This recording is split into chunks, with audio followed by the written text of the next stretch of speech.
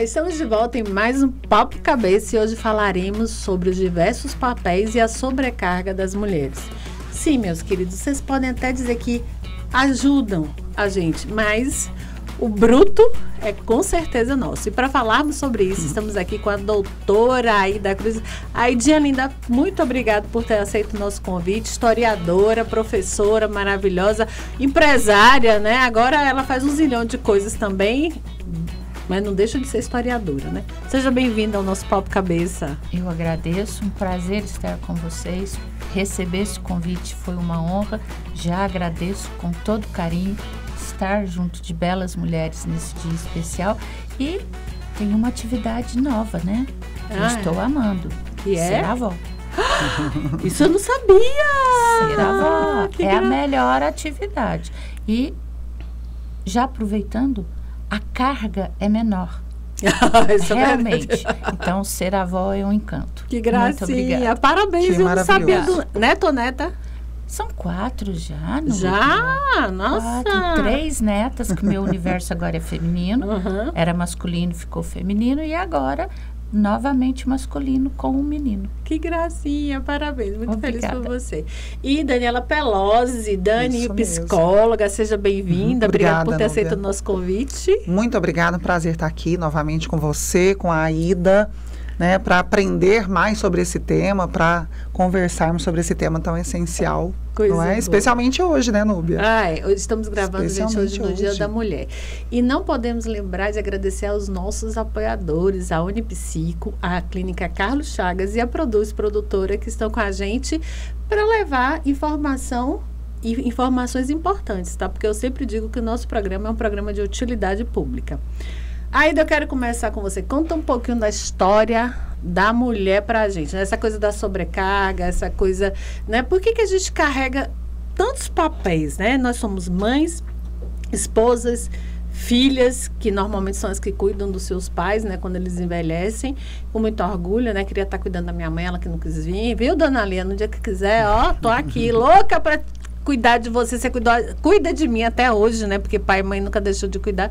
Pais e mães bons, né, gente? Lembrando disso, Sim, né? Não sim. vamos romantizar, não, que nem sempre Não vamos assim. generalizar, né? Exatamente, né?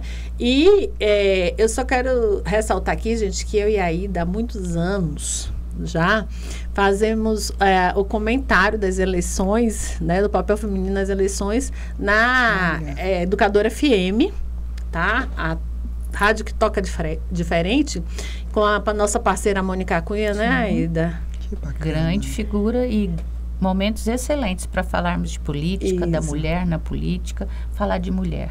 Isso. E historicamente falar de mulher talvez seja um dos temas mais espinhosos. Porque, como você disse, mulher tem inúmeros papéis. E diante desses papéis, ela tem um dos mais complicados. Ser mulher. É verdade. Que abarca todos os outros, né? Exato. E só a figura de ser mulher, que é cobrada diante de papéis, é cobrada diante de títulos que lhes são impostos, nós temos a mulher que chega para a natureza, que é exatamente o feminino, que é a reprodução, que é o conteúdo desta mulher, o cuidar, a dádiva, a doação, e temos também os papéis de ser mulher. O que é ser mulher? E aí nós vamos falar que o que ser mulher? Exatamente na história, sempre o papel relegado. Um fato que nós estávamos conversando, vou te dar um exemplo básico. A mulher só entrou no mercado de trabalho após a Revolução Industrial quando o anticoncepcional foi colocado à disposição. Gente, que De imediato, de 37% a 39%, porque o número exato historicamente se perde, a mulher ingressou no mercado de trabalho. Antes, quem era essa mulher? A cuidadora, a mãe, aquela que tinha que se submeter ao papel de cuidadora para manter o homem e a família em ordens. Então, quando falamos de mulher, nós estamos falando... Vamos voltar um pouquinho, quando a gente fala na história. E aí nós temos deusas, santas, mitos que trazem essa mulher. Agora, essa santidade essa também, santidade, essa maternidade santa que concebeu a mulher. E nada mais é do que um ser humano do gênero feminino. Cheio de imperfeições, né? Cheio de imperfeições, cheio de questionamentos, cheio de medos, quereres e opções. E que em muitos momentos históricos, foi impedida de fazer essas opções. Então, assim, vamos resumir rapidamente. A mulher, hoje, ainda, ela está a construir o que é ser mulher. E continuamos cuidadoras, né? A gente nunca deixa de ser. Ixi, cuida do filho, do marido. Acumulamos papéis, na verdade. Então, trabalha, a gente cuida dos coleguinhas também, né? A gente vai cuidando de todo mundo. E um detalhe, então, né? Somos cuidadoras. Só esquecemos de ser cuidadoras de nós. Essa era a minha primeira pergunta aí para Dani. Dani, quem cuida de quem cuida? Né? Quem cuida de quem cuida? Essa é uma pergunta excelente, né? Eu acho que essa é a grande temática que a gente tem falado com o feminino, né? É isso. De se colocar nessa lista de prioridades, né? De olhar para si, de entender que a sustentabilidade desses diversos papéis sociais que nós exercemos, ele depende essencialmente de nós estarmos bem, de nós estarmos em condições, né? Afetivas, emocionais, físicas, psíquicas, né? De atuar. Então, é aí uma grande batalha e um grande tema para nós aqui também, sem dúvida alguma. Mas enquanto psicóloga, né, Dani, a gente, nós que somos psicólogos, a gente lida muito com as mães todos os dias, mães, mulheres, né, que estão sempre cuidando, e a gente percebe muito que elas vão cuidando de todo mundo, vai se deixando, e o pior, o que eu percebo muito, e eu tenho no meu consultório umas Mulheres Maravilhas, gente, Mulher Maravilha tirou a capa, deixa eu contar para vocês, pode observar, ela não tem mais capa. Sim. Tá? Porque é mais um pezinho nas costas dela. Sim. E a gente continua acumulando papéis. A gente cuida, como eu disse anteriormente, né? Do marido, do filho, da casa, dos pais, né? No trabalho a gente acaba também abarcando esse cuidado com o outro, quem tem esse olhar. Eu, particularmente, trabalho com pessoas de quem eu preciso cuidar, porque são mulheres vítimas de violência, pessoas na clínica. E a gente vai acumulando e a gente vai achando que a gente pode. De onde a gente tira tanta força? Ou é uma coisa que a gente criou na nossa cabeça e depois a gente entra num desgaste total, né, Dani? A gente entra na sobrecarga, né, na exaustão. Exatamente, né? Eu acho que a gente não teve outra escolha. Eu acredito que nós não tivemos outra escolha, né? Porque nós fomos ensinadas a ter que dar conta de tudo. Eu penso que a Aida vai falar mais disso, mas que historicamente, culturalmente, a gente foi ensinada a dar conta, né, de diversos papéis. E quando a gente agregou novos papéis, quando a gente ganhou essa liberdade profissional, quando a gente se tornou economicamente ativa, quando a gente veio e falou, nós queremos protagonizar a nossa vida, a nossa história, e subiu no palco, a gente acumulou todos esses elementos. Ou seja, a gente não deixou para trás os outros. A gente não deixou para trás. Então, a gente se sente mesmo potente, se sente forte, se sente capaz, porque somos, de fato, mas nos esquecemos também dos limites da nossa humanidade, de falar não, de entender que não vai ser possível, fazer tudo, né, Núbia, fazer tudo, que a gente vai ter que deixar alguns pratinhos caírem e quebrarem. E esse é o grande tema, quando a gente recebe as mulheres na clínica, né, Núbia, também tenho pacientes mulheres, esse é um dos grandes temas, né? Você não tem que ser suficiente, sempre, em todos os lugares que você está, em todos os papéis que você exerce. E você? Eu estou aqui na terapia, já é um momento de autocuidado. Sim, parabéns, você está regular na terapia, sem dúvida, esse é um bom passo. Mas e os outros espaços? E os limites? E o não? E o pedir ajuda? Como andam esses elementos? Como andam essas questões? Então, essa força que ao mesmo tempo nos move, nos coloca num patamar diferente de conquistas e evoluções que a gente precisa olhar e comemorar e celebrar, sim, mas ao mesmo tempo é um limiar muito fino, né? Para que a gente também negligencie o nosso cansaço, negligencie a nossa vulnerabilidade. Muito interessante. Existe uma passagem, aliás, 2 passagens históricas que caracterizam muito isso. Um é um conto grego, que antes de existirmos os 2 gêneros, existiam 3. e que não tinha sexo. Éramos 3 seres humanos.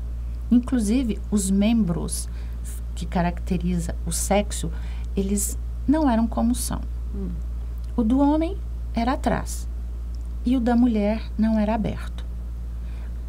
Deus, vendo aquilo, falou, isso está muito errado. Esses 3 vão viver nesse mundo aí sem objetivo, curtindo a boa? Não. Vamos dar trabalho para eles. Vamos dar trabalho para eles. A primeira mudança foi mudar a forma do homem, trazendo os seus membros para a frente. Confesso que eu não sabia dessa história, não. Sim. Também não. Aprendendo Tá vendo? Doutora ainda. Olha que Tá maravilhoso. pensando o quê? E aí, a mulher, vamos partir. Olha como já começa dolorido. Partir. E a concepção passa a ser uma premissa. Homem e mulher. Define-se o gênero. Sim. E o terceiro elemento continua com os 2 elementos, mas sem saber o que fazer com ele, porque ele não foi dado a ele a opção de ser homem ou de ser mulher. Isso é no conto, tá, gente? E Não conhecia esse conto. começa-se, Perseu. E aí começa-se a trabalhar a reprodução. Mas precisava se definir papéis. O que o homem faria, o que a mulher faria. Ao homem eu vou dar virilidade, eu vou dar força e poder. Poder de decisão, poder de tomar a força, fazer. À mulher eu vou dar o poder de acalentar, de cuidar, de receber, De gerar, né? de gerar. Só que não foi dado à mulher, a essa mulher no conto, o poder da escolha, da opção. Ao homem foi dado, a ela não. E daí, o conto, né? Chegamos à população que estamos. A essa mulher continua com esse poder anterior, de não ter opção, de não ter escolha. Fato histórico agora. Na distinção do mercado de trabalho, foi dado à mulher a casa. Ela cuida da casa. Ela cuida daquilo que pode ser cuidado e aquilo que é sobreposto, aquilo que é fora, aquilo que é externo. Lembra da mudança do trás para a frente? Aquilo que é externo Olha que interessante. passa a ser trabalhado fora de casa. Pelo o homem. sustento pelo homem. E esses papel papéis, de provedor. nós trazemos isso na ancestralidade. Sim. Não sim. questionamos, nossa avó, bisavó, vovó, toda ela. E são traumas que vêm sendo historicamente passados. Sim. Pelo papel social que a mulher desempenha, pelo papel político que essa mulher desempenha e pelo papel que nós ensinamos às novas gerações. Existe um momento? Não. Ah, mudou-se. Mudamos. Mas a escolha, a opção, até o medo ou a coragem de fazer isso não foi dada. Então Não foi trabalhada não ainda, foi né? trabalhado. Sim. E aí, essa mulher que hoje questiona, cria novos caminhos, talvez ela esteja fazendo aquilo que as nossas ancestrais procuraram fazer, modificar devagarzinho essa percepção. Historicamente, tanto nos mitos, quanto na história de santas, de grandes mulheres, ou vamos aí, né, Mulher Maravilha, que hoje ela tem o laço, né? É o laço e as pulseiras de defesa, ela incorpora poderes que essa mulher hoje moderna tenta também trazer para o seu dia a dia. Isso gera uma confusão de sentimentos, né? Porque eu acho que o ser mulher passa por esses lugares também. Com certeza. E traz a culpa, né? Traz a culpa, a confusão. Pensa na mulher mãe, né? Que está lá na licença maternidade, no puerpério, amamentando e ali, né? O homem dormindo. E aí ela que normalmente acorda. E por que o pai não pode acordar e acalentar o bebê, né?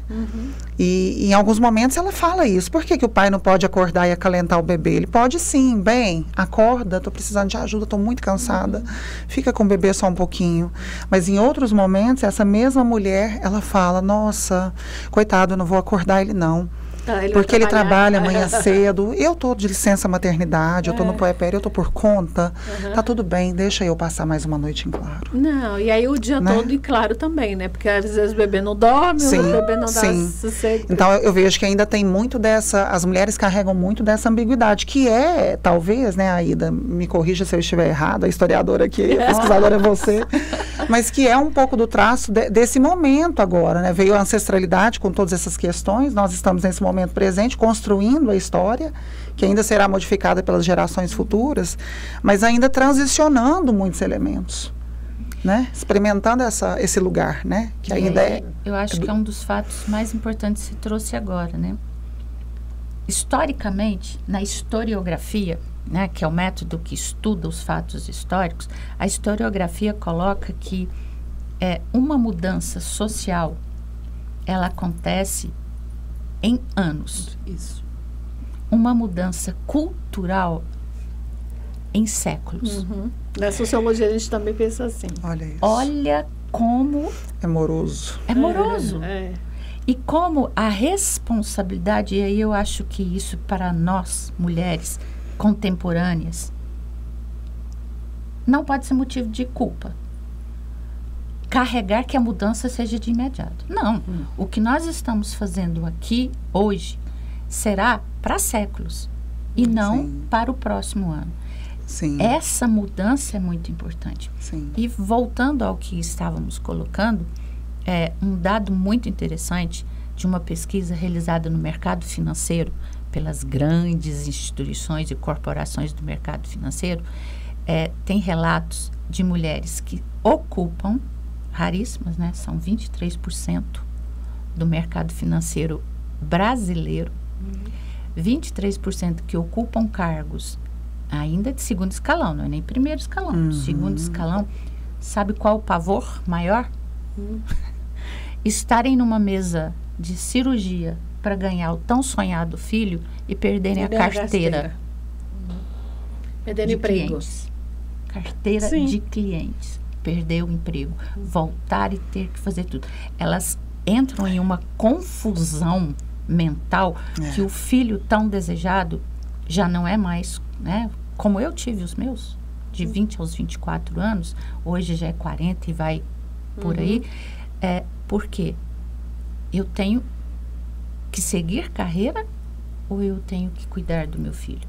E não tem que ser binário, né? Não precisa, não tem que ser, com certeza. Não tem que ser binário. Tem uma fala da Fiamma, que é uma executiva da Twitter, que ela fala isso, né? Eu não sou obrigada a escolher entre a maternidade e a carreira. Só que isso não é verdade. Vocês terem noção, 28% Mas a gente sabe, das altas executivas dos Estados Unidos estão abandonando o emprego porque elas não conseguiram conciliar a maternidade. Sim, aí tem todos os paradoxos nessa questão, né? Eu acho que, assim, não tem que ser binário.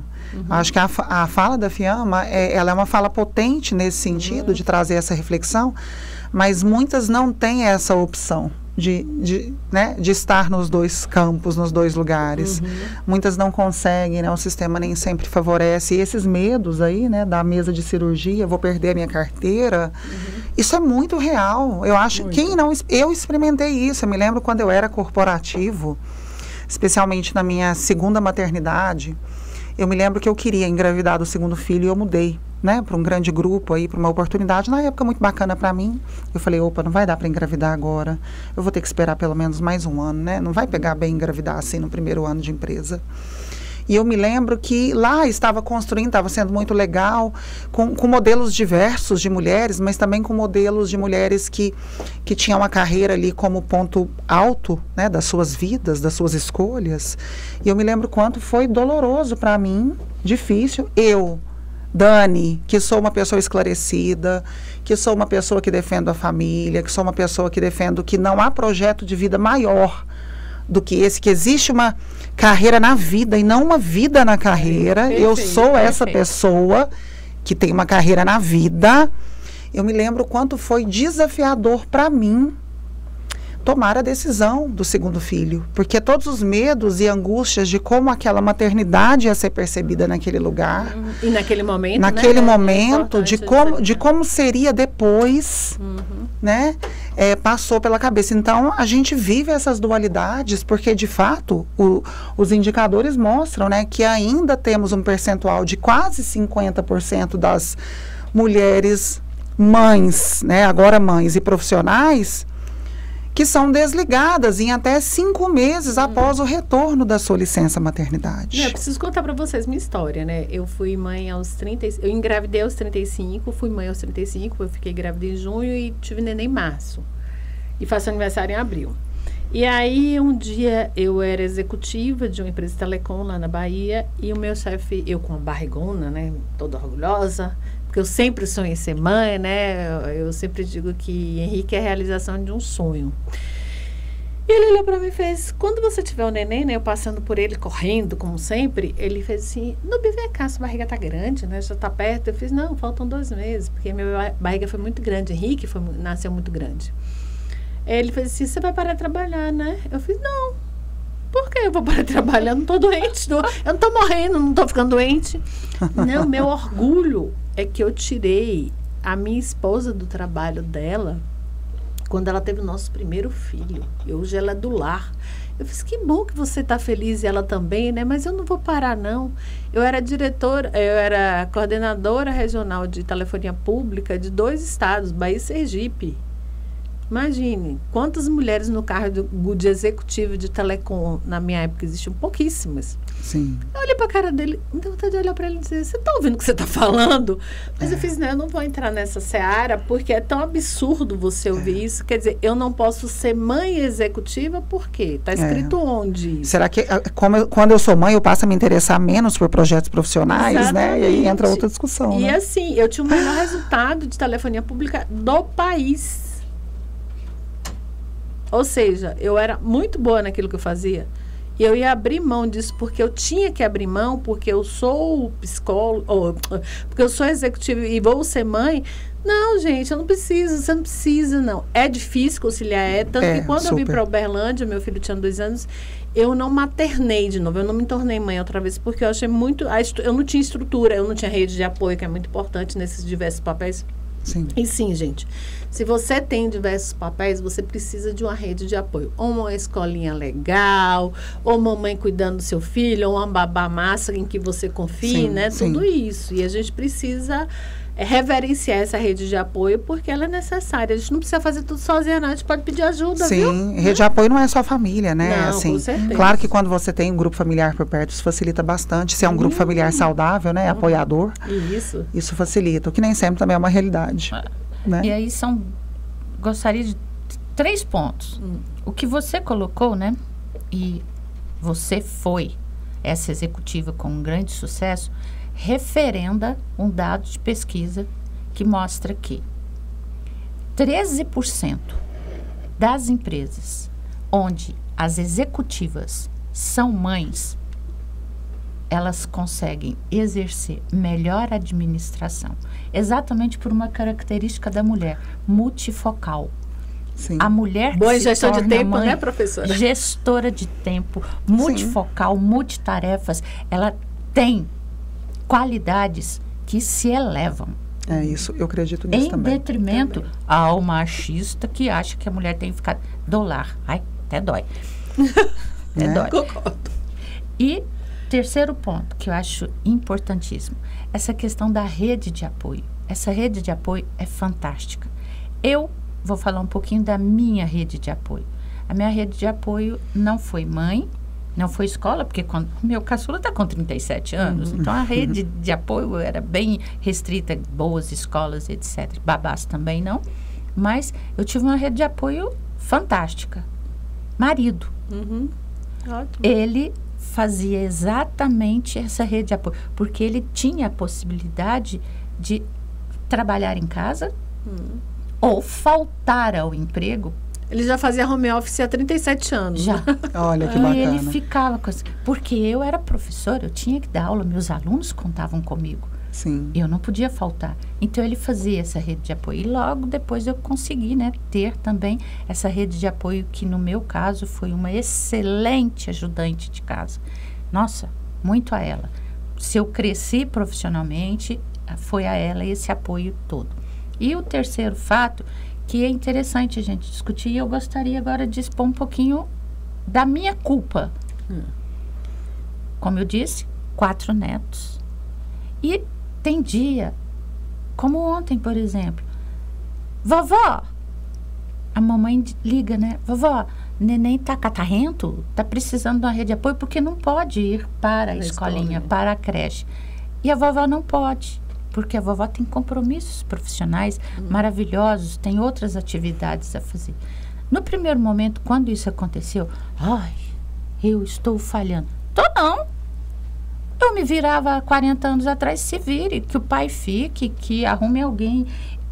Estar ciente de que o meu papel hoje não pode ser cumprido como essa rede de apoio faz parte do meu papel político.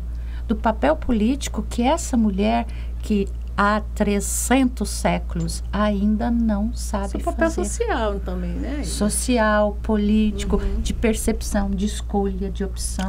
E eu acho que forte isso, né? Uma das questões mais sérias que a história nos dá. Mulheres, se situem. O seu papel, aquilo que te cabe, aquilo que você também tem por opção escolher. E aí eu queria chamar a atenção para uma coisa. Eu não vou pedir que você fale a sua idade, né? 62, com todo orgulho. Que coisa linda. Pronto, já que você falou, sessentona, gata, inteligente, ativa, né? Hoje, porque eu vou falar de hoje porque eu lembro da minha avó, com 60 anos, minha avó era caquética. Ela era gagá, como chamava naquela época, Sim. né? E eu fazia assim, gente, eu quero morrer antes de envelhecer. Eu juro, eu falava isso, porque eu achava minha avó tão assim. Minha avó não produzia nada. Ela cozinhava em casa, mas assim, muito quando ela queria. Era um papel, porque ela morava com minha tia e 3 primas. Era uma casa feminina, né? Não era a casa das 7 mulheres, mas era a casa das 5 mulheres. E eu fazia assim, gente, quando eu ficar com 60 anos, eu quero morrer. Porque eu quero tá morrendo, porque assim, o que eu vou fazer com 60 anos? Eu vou estar velha. A referência que você tinha, né? Exatamente. Quando você vê hoje uma mulher de 62 anos, está aqui, linda, lúcida, trabalhando, produzindo, avó, né, mais profissional. Sim. É tão diferente, né? É múltiplo, né? Pode ser múltiplo, pode né? Pode ser múltiplo, Pode exatamente. ser Você não tem que ser aquela avó que vai estar em casa com tricô, né, ali tricotando e cuidando dos netos e esquentando a barriga no fogão e esfriando na pia, né? E não precisa disso. Olha que coisa massa. Como a gente está envelhecendo bem hoje. Não, é muito diferente. E eu quero citar outro exemplo aqui muito carinhoso, uma pessoa que eu gosto muito aqui, que é a doutora Geni, né? Que é assim, ela é especialista, ela é doutora, né? E ela é professora, ela é formada em educação física e é doutora em geriatria. E é tão interessante, geriatria ou gerontologia. Me desculpa, doutora Geni, eu esqueci agora, mas a senhora é doutora. E ela é tão atuante, ela tem hoje um canal que fala, é a Bendita Idade. Sim. E que ela fala, ela escreve sobre a velhice, ela traz essa coisa da velhice, de uma velhice saudável, uma velhice legal, uma velhice que longeva, né? Exatamente, e que é viva. Pronto, Sim. a palavra é viva. Sim. Viva. Né? Sim, viva. A minha avó não era viva. Você vive em vida, né? Isso, né? Mas, e aí, pode falar. Nubia, o maior choque com a minha idade se deu aos 56 anos. No dia quase lá. Que eu fiz 56, caiu a ficha. Minha mãe morreu com 56. Também é uma engraçada. Deus, aos 84 quase. Tá aí ainda. A minha mãe, eu garanto, era mais caquética que a sua avó com 60. A minha mãe era extremamente velha, em todo o conceito, de não se gostar, de não se produzir, de não fazer nada. Depressiva, muito triste. No dia que eu fiz 56, eu olhei no espelho e falei, epa, a minha data tá errada. Eu acho que a minha tá errada todo dia. O meu exemplo de 56 mental, né? anos Maravilhoso. Não era aquele exemplo. E exatamente essa velhice, ela traz vida. E eu acho que é muito bom ser viva, idosa. Aliás, né, vou fazer a correção, né? Gente, a melhor coisa que tem é ser idosa aprendiz. A Aida falou isso, idosa aprendiz, achei o máximo, experimentar novos lugares, novos papéis.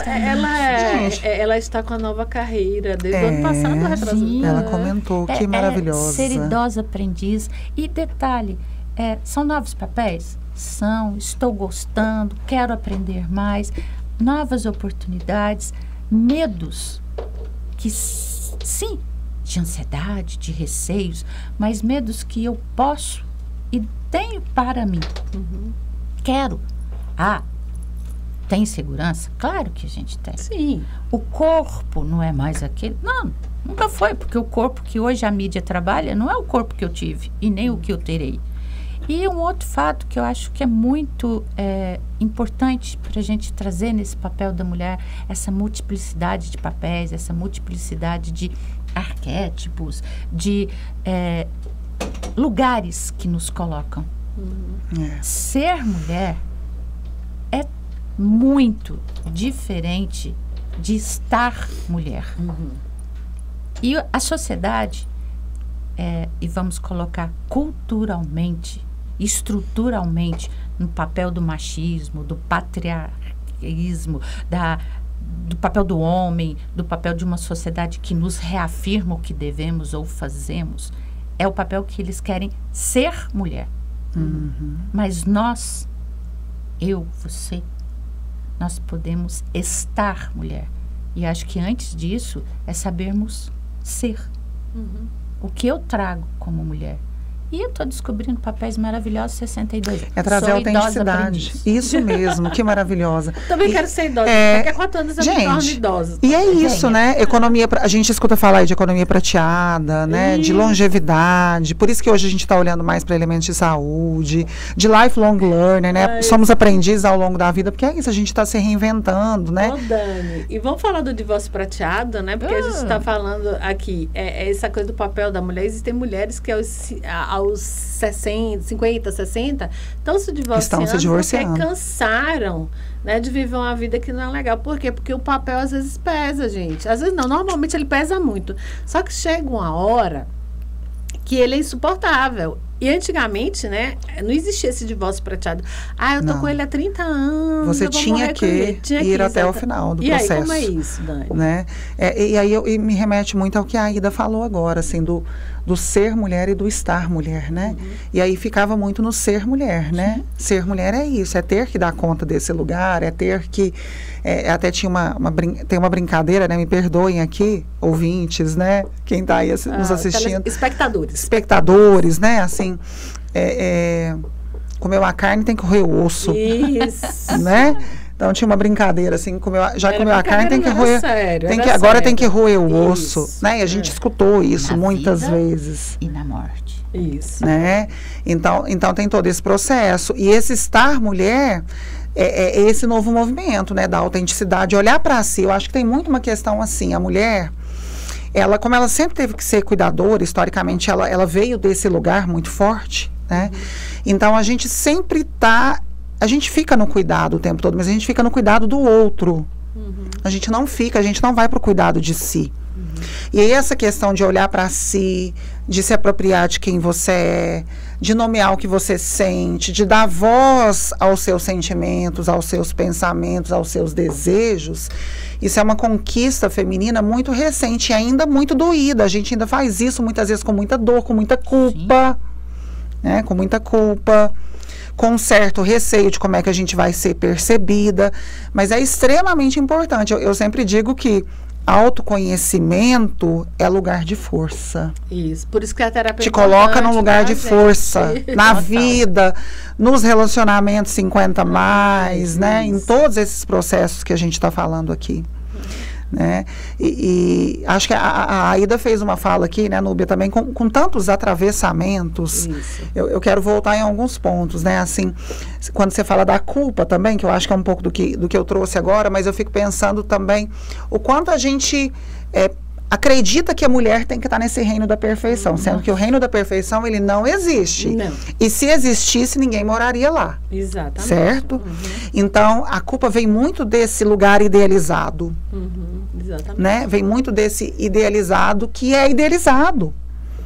Né? E a gente precisa lidar com isso e dessas questões, dessas cobranças, dessas expectativas sociais que naturalmente são colocadas sobre o ser mulher. Essa necessidade de perfeição que a gente tem e que os filhos da gente imputam, eles cobram da gente uma perfeição. Mãe, você tá fazendo isso? Mãe, erra, viu, gente? Deixa eu contar pra vocês aqui, né? Porque se erra. Não, mas a gente erra tentando acertar, viu? Por sempre, favor. sempre. E a gente dá o melhor que a gente tem, Quase porque sempre. a gente tem. Mas porque assim, existe essa cobrança de a casa tem que estar limpa, perfeita, tem que ter comida, roupa lavada, o filho tem que estar lindo na escola, não pode tirar nota baixa, porque tudo é culpa da mãe, é culpa. E não existem culpas, gente, existem responsabilidades. Responsabilidades. E aí, quando a Aida trouxe também a questão do papel do marido, né, do marido dela como rede de apoio, eu achei isso sensacional, porque a gente precisa olhar nesse processo da parentalidade para a paternagem. Ótimo, sim. Né? Não só para a maternidade, mas também para a paternidade. Isso. Né? E o quanto a gente precisa convidar os homens para esse lugar, o quanto isso também precisa avançar. Eu, particularmente, gosto muito até daquela fala da Simone de Beauvoir, que ela fala, né? É preciso libertar as mulheres para que os homens também sejam libertos. Perfeito. Mas eu preciso fazer uma pergunta para vocês, gente. Será que a gente... o homem assumiu um papel de ator coadjuvante e a gente acaba reforçando o behaviorismo aí, tá? Behaviorismo, gente, é uma linha da psicologia que fala de comportamento. Sim. E a gente reforça muito... Né, exatamente, é comportamentalismo. O behavior vem de comportamento. E a gente não reforça muito esse papel de ator coadjuvante porque o cara trabalha o dia inteiro, muitas vezes no ar-condicionado, sentadinho, de noite ele tá morto de cansado. A gente acordou, levou o filho na escola, foi trabalhar, pegou o filho da escola, deu comida, voltou para trabalhar, voltou em casa, aí passou no supermercado, passou no açougue, passou no sacolão. E aí chega em casa, vai lavar fruta, verdura, vai organizar, vai não sei o que, e depois... Aí ele tá lá na frente da televisão cansado, muito cansado. A gente não tá diminuindo esse cansaço, não, mas sim, a gente não tá menos cansado e a gente acaba reforçando esse comportamento, né? Sim, a gente acaba fazendo com que tudo continue nos mesmos lugares, né? Porque, afinal de contas, ele merece descansar. E merece. Olha a cara de professora. Fala, professora, que cara é essa? Mas... reforça-se o comportamento. A mulher reforça esse comportamento. Essa sim, mulher, ela valoriza esse comportamento porque ela acredita no coitado, ela acredita que ele provém e já é dados provados, né? A sobrecarga da mulher é de 21 horas a mais do que aquelas 40 que ela cumpre na jornada de trabalho na empresa. 21 horas a mais. Calcula isso. Nosso dia não tem mais do que 24 horas. E a gente tem isso durante a semana. Exatamente. Desde a fruta, desde o menino que foi mordido na escola, a tarefa para ser feita, todas as atividades são da mulher. Outro, ele pode ir para o boteco. Ele pode fazer relacionamentos fora do horário de trabalho. Vá você tomar um vinho com seus colegas. Eu vou. Você tem que deixar tudo pronto, né? Tudo organizado, tudo sistematizado para a coisa dar certo. Querendo ou não, a gente reforça isso. E isso é comportamental e eu vou dar um exemplo pessoal novamente. Porque meu marido foi minha rede de apoio. E meus 3 filhos são as redes de apoio. Olha que maravilhoso, eles acordam à noite. Eles trocam fralda e lavam. Porque tem a referência, né? Isso. Tem a referência. Então, aí que puxa os seus não degenera, né? Exato. E aí que eu acho que é interessante. Quantas vezes, até sem saber, eu permiti ao meu marido fazer isso? E os filhos, percebendo isso, se permitem e querem fazer isso. Estar nesse lugar. Então, nossa, isso é mulheres, permitam. A gente tem que permitir também. Sim. Convide, permita. Vamos deixar de ser perfeitas. Nós não somos. Não somos. Se fôssemos, viveríamos. E não queremos ser. Só. porque não teríamos o outro. Nossa, gente, muito, muito bom, muitos atravessamentos, né, Núbia? Meu Deus, podemos aumentar o tempo do videocast? Hoje pode, né? pode. Mas essa coisa da referência é muito forte, né? Eu tenho em casa também um marido, um parceiro de vida, né, que ele agrega muitas atribuições originalmente ditas femininas, né? E ele cozinha muito bem, muito melhor que eu. 90% das vezes quem cozinha em casa é ele, não eu. Ele faz tarefas domésticas tanto quanto eu, em algumas situações. Isso é uma declaração de amor, tá, gente? Até mais do que eu, né? Então, assim, eu acho muito bacana isso na perspectiva da parentalidade, mesmo assim, os meus filhos também terem essa referência, né? De que, olha, o papai limpa a casa, o papai lava banheiro, o papai cozinha. Meu universo, só né? Universos femininos, masculinos aqui, você tem 2 meninos. 2 né? meninos. Eu tenho 1, você tem 3. Só o universo masculino. Nossos parceiros, maridos e filhos ajudam em casa. E a nossa responsabilidade, enquanto mulheres que fazem história, porque nós somos mulheres que fazemos história, né? Que estamos aqui, a Malala tem uma frase que eu gosto muito, né? Dando a nossa voz, eu não vou me lembrar da frase agora, mas nós estamos aqui falando alto, não gritando, para que a gente possa dar voz a muitas, não só a nós mesmas, né? Ela tem uma frase que mais ou menos passa por esse lugar. Mas a nossa responsabilidade, ela é muito maior, né? De falar desse múltiplo papéis das mulheres, da sobrecarga feminina.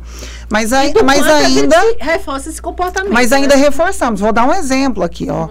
Vou dar um exemplo, que eu me lembrei bem na fala da Aida e na sua. Eu me lembro de durante a pandemia, eu lá trabalhando, né? No início da pandemia estava ainda em organização e com projetos fora, né? Eu tinha uma carga horária reduzida, mas ainda estava com projetos dentro da organização e fora. E com as 2 crianças dentro de casa, sendo escolarizadas em casa, né? E eu ali tendo que dar conta de tudo, né? E eu estava na reunião online, e eu estava ali no início lá, trocando a fralda do Miguelzinho, que estava no momento do desfraude, estava lá olhando a comida, e estava isso, e estava aquilo. E eu me lembro, assim, quando o marido estava, né, dando um retrato aí da gente se colocar nesse lugar muitas vezes também, né? Eu lembro quando ele estava, e às vezes ele estava lá no online, e o Miguelzinho queria atravessar aquilo ali, e ele ficava meio, eles não sabem lidar com a naturalidade nossa. E ele ficava meio apavorado, meio que fazendo sinais pra mim, tipo, me ajuda aqui, tira o menino daqui, que ele tá me atrapalhando. Né? E quantas vezes eu ia lá, né, meio escondidinha para não aparecer na câmera da meeting dele, e puxava o Miguelzinho, eu falava, Matheus, o papai tá em reunião, não atrapalha não. Meninos, vou fechar a porta aqui, papai tá em reunião, não atrapalha não. E fiz isso inúmeras vezes para proteger as reuniões corporativas, para que elas não fossem arranhadas pela imagem de um pai, de uma pessoa que está ali vivendo, trabalhando, comendo, fazendo tudo junto e misturado, como era aquela vida naquele momento histórico. Mas eu me lembro que teve um momento que eu olhei para isso e ainda ele, em alguns momentos, assim, discretamente, meio que pedindo ajuda, né? Não fazia essa fala de uma forma direta, mas às vezes ficava, se percebia pelos sinais. E eu falava, quer saber? Poxa vida, por que eu tenho que dar conta de todos esses lugares, menino correndo aqui no fundo e eu aqui no evento corporativo, sorrindo para a câmera? E ele não pode? E o homem não pode fazer isso? Peraí. Ele vai dar conta assim, eu não vou lá puxar menino, não. Ele que se vira e mostra o menino e fala aqui, ó, meu filho. Né? Então eu vejo que assim, né? E olha que eu tô dizendo de uma pessoa que eu acho que é um cara esclarecido, que é um cara de uma cabeça muito aberta, né? Que fala da paternidade, que leva isso para outros cenários. Mas eu tô falando do meu lugar de mulher. Como tantas vezes eu fiz isso para proteger a imagem do masculino, que é uma imagem que eu não quero que perpetue. Que eu gostaria que se modificasse, ao menos um pouco. Então, olha, gente, mulheres, espectadoras mulheres que estão nos assistindo, nos ouvindo, precisamos nos atentar a isso. Esses reforços, né? Eu volto ao reforço, né? A gente reforça alguns comportamentos. E é verdade. Hoje, por exemplo, eu trabalho o dia inteiro e eu ligo para o meu marido, pede no açougue, passa lá, pega e paga. Porque normalmente esse papel era meu. Era meu, de ir lá pegar. Ligou no açougue, pede? É porque eu gosto de escolher as carnes. Isso aí eu não... Eu nem sei escolher carne. Eu sei. Não, isso eu prefiro. Até porque, assim, tem coisas específicas, né? Tem aquelas coisas que você gosta, aquela costela que não é de um tipo, é de outro, e você já sabe que a outra não é tão boa, pelo menos eu não gosto. Isso. Mas ele passa, pega, vai no sacolão, pega, compra as frutas lá. E tem que ser dividido, porque nós dois trabalhamos em período integral, tá? Ele mora mais perto de casa, ele almoça em casa e eu não. Então, assim, eu fazia muito isso. Eu fiz, por que eu tenho que me sobrecarregar? Sair daqui, longe pra caramba, ir lá pra cá. E por quê? Porque eu tava reforçando o comportamento. Sim. A realidade é essa. Ou Sim, seja, sim. eu tava assumindo mais Natural. papéis e com mais sobrecarga. Que a gente tem que estar atenta, porque nós precisamos mudar essa cultura de abarcarmos tudo, de segurarmos tudo, de fazermos tudo, porque a gente tem que ser perfeita. Não precisamos ser perfeitas. Nós não somos perfeitos. Não somos. Ninguém é perfeito, né? É isso aí. E também, por outro lado, não que não possamos, em alguns momentos e situações, estar com prazer nesses lugares ditos femininos. Nossa. E sentir prazer Eu em adoro falar... brincar de boneca. E sentir prazer em falar assim, eu vou ficar fora do mercado por um ano porque eu quero, porque eu tenho condições de fazer isso, porque eu quero maternar nesse um ano. Está tudo bem também. Perfeito. Fazer e ter essa opção de E escolha. gostar de ficar em casa, né? Cuidada. Né? Eu Tá tudo quero bem. ser bajulada. Eu quero ser eu. Quero ser gatinha de sofá, não sei. isso. Enfim, tá tudo bem. Se a gente puder e quiser se colocar, mas isso precisa ser uma escolha autêntica, isso precisa ser algo feito com Cuidado. com cuidado, sem autossacrifício, né? Talvez sem autossacrifício. Amei essa fase. A gente já está chegando ao final do nosso programa, mas eu penso que tudo perpassa pelo autossacrifício, tá? Eu estou, né, me sacrificando para fazer alguma coisa. Gente, se eu estou sofrendo é porque não está legal. A gente fala muito isso na psicologia, né? Se existe o sofrimento, é porque as coisas não estão... É um sinal, exatamente. Então, vamos repensar os nossos papéis. E que papéis são esses? Essa semana eu atendi uma paciente minha e ela é um monte de coisa. Eu pedi para ela botar num papel, faça isso em casa também, pega uma folha de ofício, como é que vocês chamam aqui? De sulfite, que na Bahia chama de papel ofício, tá? E coloque, e recorte, escreva lá todos os seus papeizinhos, todos. Mãe, filha, esposa, estudante, trabalhadora, dona de casa, tudo que você faz. Recorte, tá? E vai jogando papéis fora. Jogue de 2 em 2. Ou, se forem muitos, de 5 em 5. E veja quanto que doeu para você tirar esses papéis. Eu fiz esse exercício no curso que eu fiz há alguns anos. E eu chorei muito. Porque eu fui obrigada a jogar alguns papéis fora. E aquilo me doeu. Eu chorava. E, assim, foi um evento corporativo que o psicólogo pediu pra gente fazer. Gente, eu chorava, parecendo um bebê.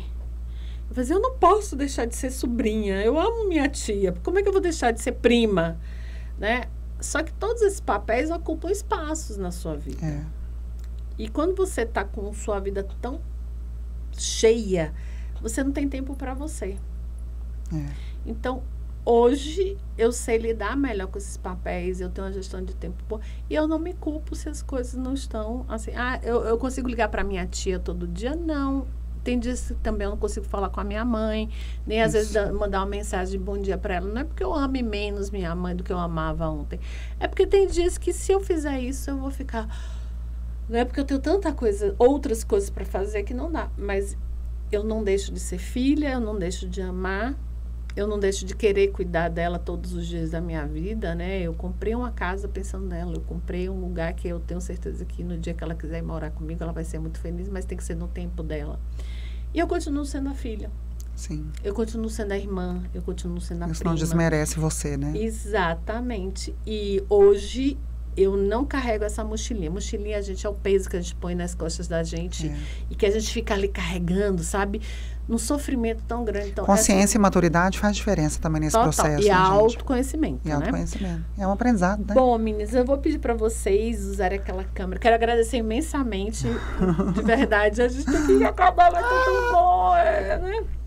Mas eu queria que vocês usassem aquela câmera para se despedir e deixar uma mensagem para nós mulheres que nos sobrecarregamos tanto, né? Que a gente quer dar conta de tudo com tanta perfeição, porque não é só fazer, não é o feito, é o bem feito, é o perfeito. Ainda tem isso, né? Então, gratidão a vocês, professora Aida, fique à vontade. Eu quero agradecer muito e, historicamente, fazer referência a 2 autores. Um da sociologia, Sartre, o que é ser e o que é ter. Existe uma diferença muito grande entre ser mulher e estar mulher. Pense nisso. E um outro conto, uma outra historinha. Lembram bem de uma história quando eram crianças que tinha um senhor que tinha que carregar uma bolsa d'água. E todos os dias ele, com a mochila pesada de água, subia a montanha. E ficavam intrigados, porque na montanha, aliás, na mochila, tinha um furinho. E perguntavam para ele, por que você não conserta? Porque chega menos água ao final da montanha. E ele dizia, mas eu vou plantando e molhando flores ao meu caminho. A gota ou a função que a gente deixa sem culpa são flores para outros e para nós. Muito obrigado, muita gratidão. Obrigado, meninas. Dani. Ai, gente, que delícia esse bate-papo, né? A gente ficaria aqui mais tempo, com certeza, né, Aida, né, Núbia? Né? Ah, que papo cabeça, que papo bom. Eu quero agradecer, né, primeiro a Núbia pelo convite. O prazer de estar conhecendo a Aida hoje aqui nesse videocast. Meu. Né? Prazer imenso aprender com vocês, compartilhar, que é uma coisa tão gostosa. E eu quero dizer que eu acredito que nós, mulheres, precisamos, mais uma vez, vou reforçar isso, olhar para esse lugar de autocuidado, da saúde mental feminina. A gente precisa fazer planejamentos mais gentis e compassivos, com as nossas reais capacidades. A gente precisa olhar para as nossas limitações de frente, para as nossas angústias de frente e lidar com isso, né? A gente precisa entender que 1 é maior que 0. Né? E que ideal é diferente do mundo real. E a gente vive aqui, ó, no mundo real, que é não instagramável. Né? Que é o mundo dos bastidores desse videocast. Né? E que também é esse momento.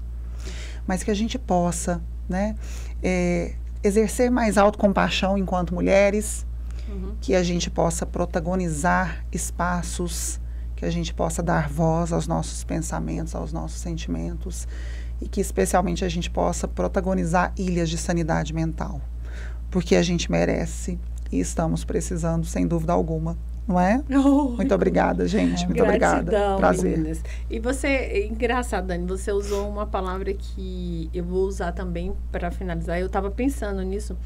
Eu estou apaixonada por um autor, que é o Gabor Maté. Ele é especialista em trauma e ele fala muito na compaixão. E a compaixão para si, não só para os outros. Porque a gente tem compaixão pelos outros, mas a gente esquece de ter compaixão para si. Então, um beijo no seu coração. Obrigado por estar com a gente. Compartilhe esse vídeo. Mostre para os amigos. Não esquecendo que o nosso programa é um programa de utilidade pública. A gente precisa se autoconhecer. A gente precisa dar limite. A gente precisa dar limite a nós mesmos, tá? E aos outros, para que possamos ser mais felizes e para que possamos, né, manter a nossa saúde mental. Beijo, fica com Deus e até o próximo Papo Cabeça.